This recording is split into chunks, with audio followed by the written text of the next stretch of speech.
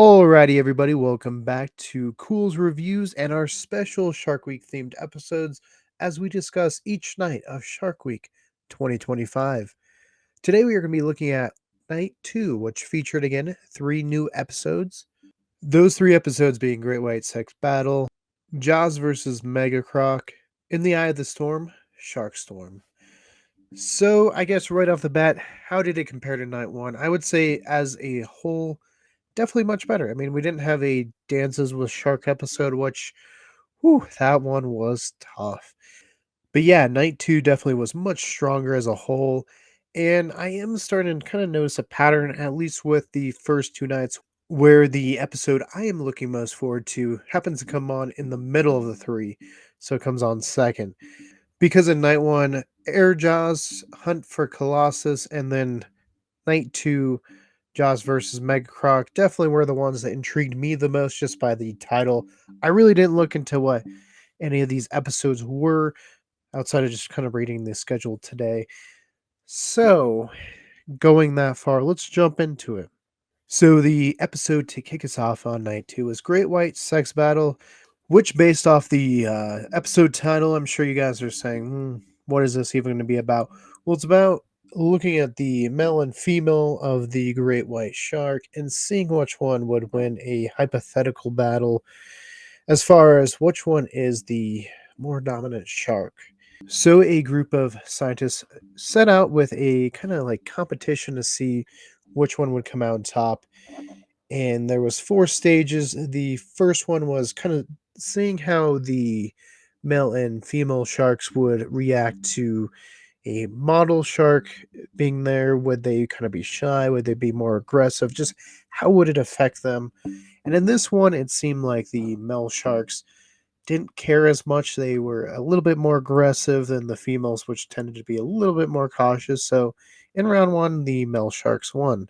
So in round 2, they were kind of like testing the bite strengths of the sharks, seeing which one had the most power. And the female sharks came out on top, which really didn't surprise me. Usually the female sharks are bigger than the males, so definitely seems like putting some more mass and more shark behind the bite, you're going to get a little bit more. So yeah, females came out quite a bit more.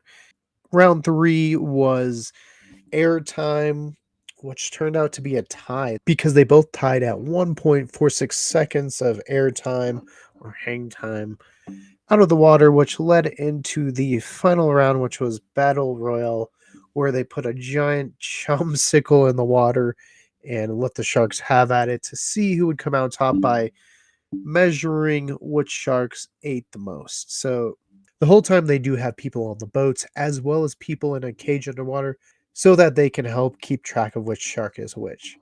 And in this one, the male shark started off pretty strong, getting, I think it was like 75-pound lead or something like that. But then 2 female sharks came in and both got like 80 pounds each. Definitely took the lead. The male sharks kind of closed in with a decent sized chunk of meat taken off, but then this female shark came in and just took 110 pounds off it.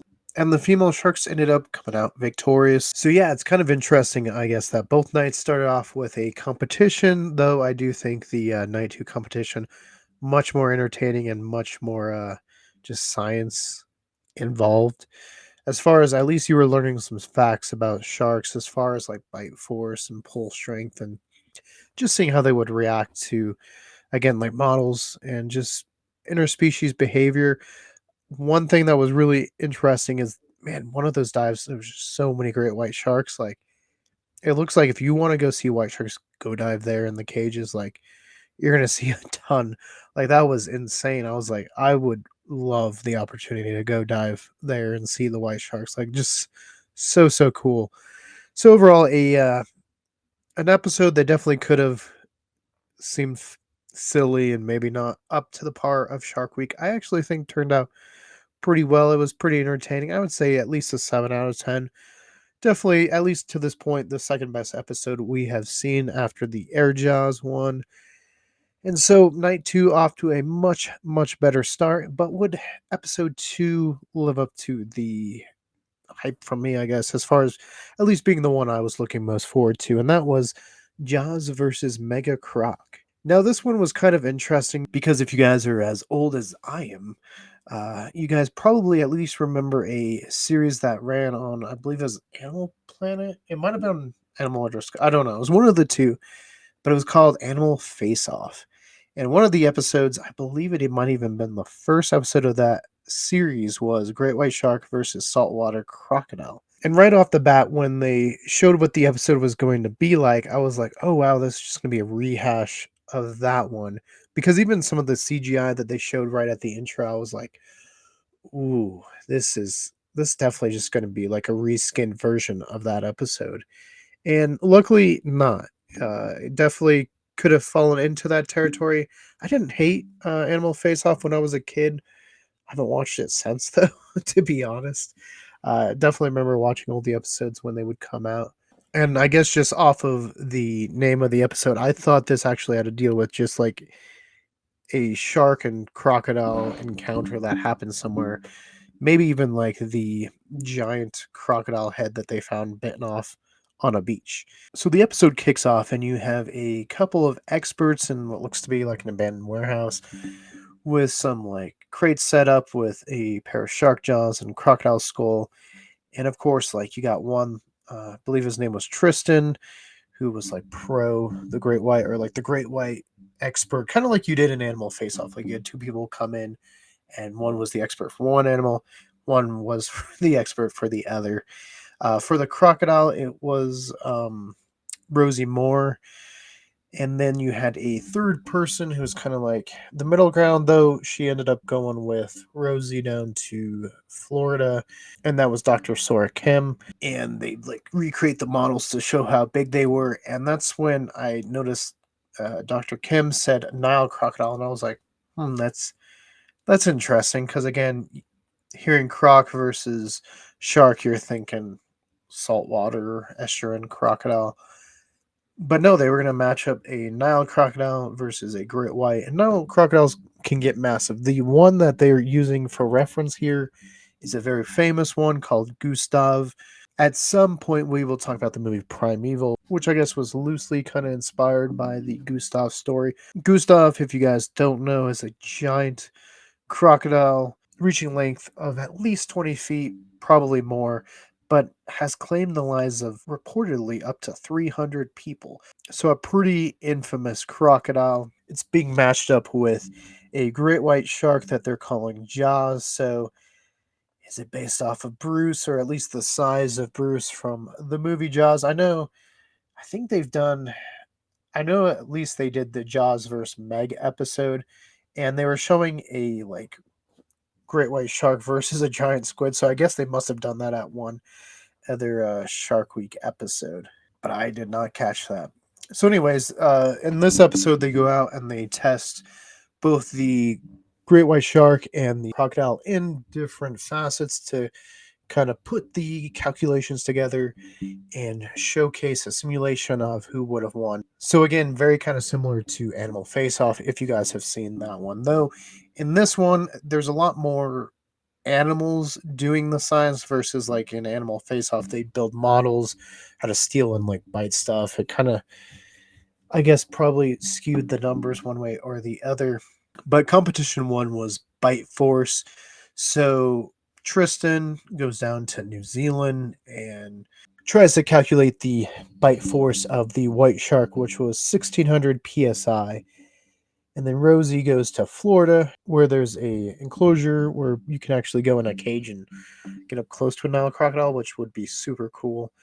But they also calculate it, and right off the bat, if you know anything, you knew the crocodile was just gonna kill the shark in bite force. And yeah, not even close. It was over 3000 psi versus the 1600 for the shark. Not even close competition. And then the next round for getting the numbers was like the power or the pull strength. And so they again put in baits for both, whereas the great white shark would tug at it and kind of thrash its head back and forth. And it got about 600 psi as far as pounds. The crocodile did not get as much with the pull. It was like a little over 300. I think it was like 363, but it did snap the rope. And again, I guess it's probably a little harder to judge This one, considering just the environments that both live in and just the space they have to actually pull on the uh, weight. But again, this one to me seemed like the white shark would come out on top, which it did, just because there's a lot more mass behind the shark than the crocodile, so it has more weight to throw around in this one. The next one was intelligence, which was a interesting one. I don't know if it works. It's hard to tell because what they did was they had like a monkey's fist, is what they called it, with bait, and they were trying to get the sharks to correlate that meant food, and then after a while of like I guess testing them to see if they would pull that down to drop like the bait from like a pod that was hanging above it, which of course they did. I don't know if again, I guess I wasn't there, so I just don't know how this one really correlated. Uh, but again, if I had to put money on smarts, crocodiles are super smart. I know there's been reports of them, or maybe not now crocodiles, but there's been reports of crocodilians using like tools, especially during like when birds are building nests. They will place like sticks, or they'll get sticks on their heads and wait at the shoreline until the bird comes up to get the stick, and then they'll pull on the bird. So if I had a bet there, I would have bet crocodile, and I don't honestly remember which one they say it came out on top.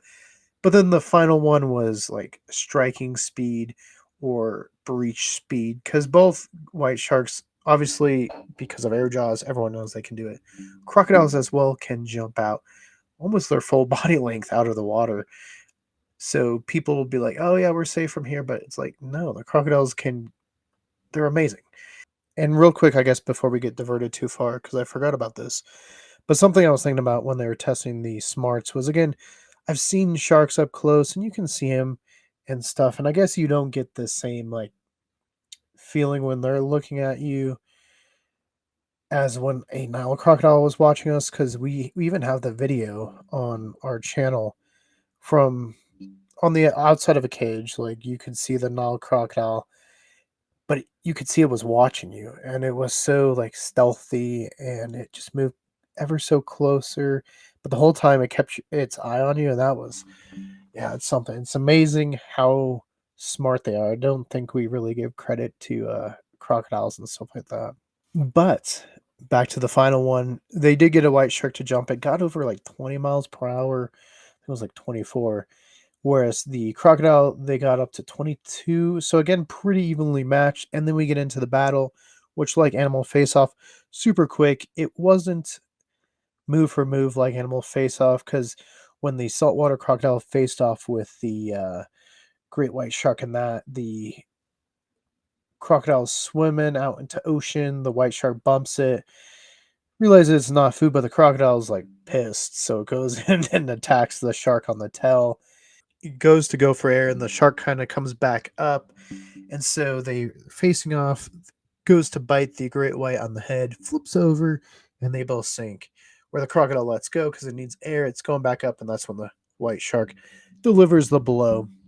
Now, in this episode, uh, there's a giant dugong, possibly the size of a stellar sea cow. I mean, it was massive. I was like, is that a dugong or a manatee? Like, it's massive. Is this a stellar sea cow? But the Nile crocodile has swum out to sea. It's eating it, and then a white shark shows up, and that just ensues an attack because the white shark takes off with the prey. Crocodile's pissed again, goes in, bites the tail, but the white shark is able to react pretty quickly and bite it on its like kind of near where its legs are and its hips. And then they break away a little bit. They go back and forth and attack, and then there's a scene out of like Mega Shark versus Giant Octopus, where like if you've seen that movie, which is something we'll talk about at some point, but the shark like launches out, attacks a plane. That's what it looks like. The great white like launches out, and the crocodile launches out, and they smash into each other. And I guess that killed the Nile crocodile because then it's like sinking, and the white shark like bites off part of its tail and swims away, and the crocodile just sinks to the bottom. I guess I missed where it killed the Nile crocodile and biting off the tail didn't seem like it should. Yeah, to us that seems like a really crazy injury, but you will see crocodilians with much more severe injuries.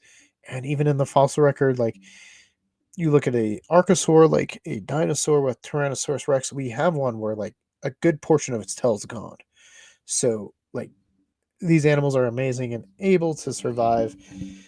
So overall, did it live up? I mean, I would say it was entertaining. Being able to see at least the white sharks in action and the crocodiles in action, because I didn't expect to see a Nile crocodile. They're super cool. So that was awesome. I would say probably a 7, maybe an 8. It was pretty entertaining. I give it an 8 because at least again you're learning some science, and if anything, not only is not only are you learning about sharks, but maybe this will make people want to go learn more about crocodiles and crocodilians in general, which again is a good thing. Any way we can help inspire people to go research and study and just learn about these amazing animals, I think's awesome. And hey, there was a cameo by a green anaconda. There was a picture. They were introducing the host, and Rosie Moore, who works with reptiles, was holding an anaconda, and I was like, "That is awesome." It's like my dream to go see an anaconda, or at least hold one. I would love to hold one. And I mean, green anacondas are one of my favorite animals. I actually have the safari figure up there because I love it. Um, so hey, if you ever watch this and you know how to go hold a green anaconda, or at least see one, to be fair, if I just saw one in the wild, I think I would be happy. I mean, that would be so cool.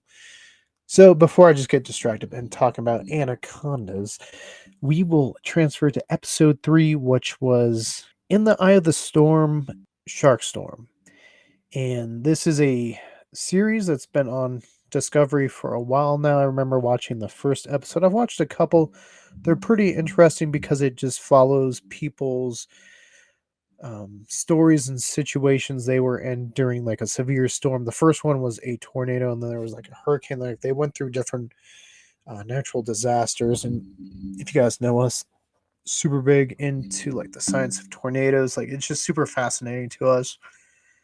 Again, I think that's why we do so many things on the channels, because we just have so many interests and it's so hard to just narrow it down to one. But anyway, so that's kind of what the series is about, is following people's personal experiences during natural disasters, which makes the shark aspect different. Because, yeah, one of the comments was, is this Sharknado? No, it is just a series of attacks around Florida and Texas that, again, probably not by the same shark. There's a couple attacks that do happen actually kind of close together. So those ones, it's possible the same shark would have attacked. It just feels kind of loosely tied together. Obviously, all these people were attacked by sharks, but it just feels different than, like, say, the 1916 attacks, which we have talked about in here, from New Jersey, which I know some people argue 2 sharks, but again, after the one shark was killed, no other attacks happened. So it's a mystery we will never know unless time travel is actually real somewhere, right?